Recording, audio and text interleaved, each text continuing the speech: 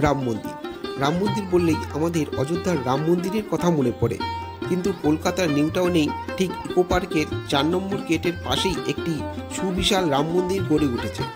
এই রাম মন্দিরের সমস্ত তথ্যই আমি আজকে এই ভিডিওতে তুলে ধরলাম।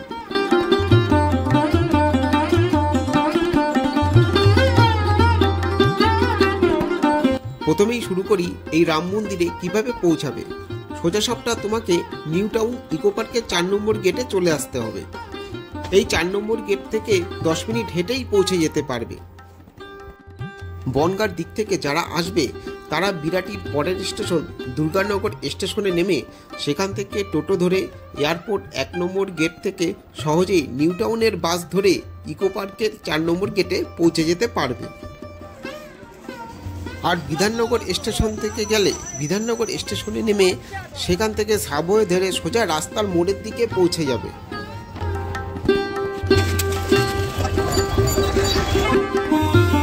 আর এই রাস্তার মোড় থেকেই তোমরা নিউ টাউনে যাওয়ার অনেক বাস পেয়ে যাবে।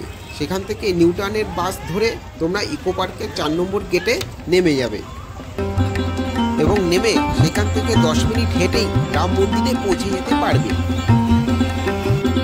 এইদিকে সামনে ইকো পার্কের 4 নম্বর গেট, আর এই মোড়ে চলে আসলেই এই মোড় থেকেই ওই যে রাম মন্দির দেখা যাচ্ছে, ওটাই হলো রাম মন্দির।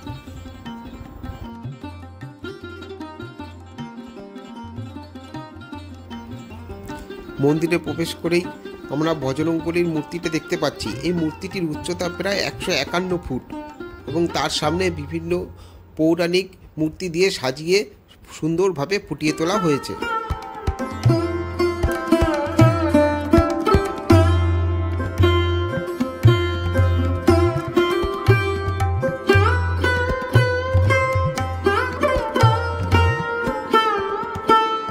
মূর্তির ঠিক অপোজিটেই আছে এই সৎসঙ্গ ভাটিকা। এখানে সবসময় নাম সংকীর্তন হয়।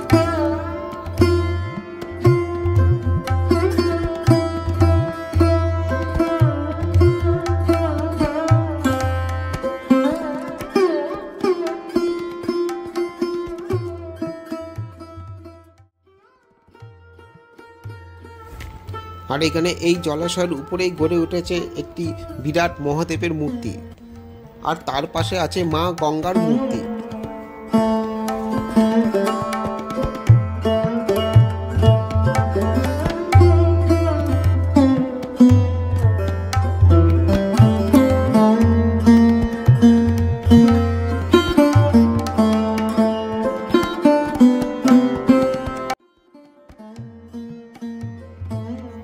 এটি একটি সাপের মুখ। গেটটা আপাতত বন্ধ আছে। এর ভিতরে প্রবেশ করলে একটি মন্দির দেখতে পাবে। এখানে একটি 7টি ঘোড়া টানা একটি রথের মূর্তি আছে বড় করে, এবং তার পাশ দিয়েই আমরা একটি মন্দিরে প্রবেশ করছি। তার বাঁদিকে আছে একটি শিব মূর্তি এবং এর ভিতরে প্রবেশ করার সাথে সাথেই দেখতে পাচ্ছ একটি কাচের সুন্দর সাজানো একটা মন্দির। কাচের মন্দিরে ভেতরে প্রবেশ করলেই রং বেরঙের কাচের ঝলকানি ও সূক্ষ্ম সূক্ষ্ম কাচের কারুকার্য দেখতে পারবে এবং ভিতরে বিভিন্ন দেবদেবীর মূর্তি দিয়ে সাজানো আছে।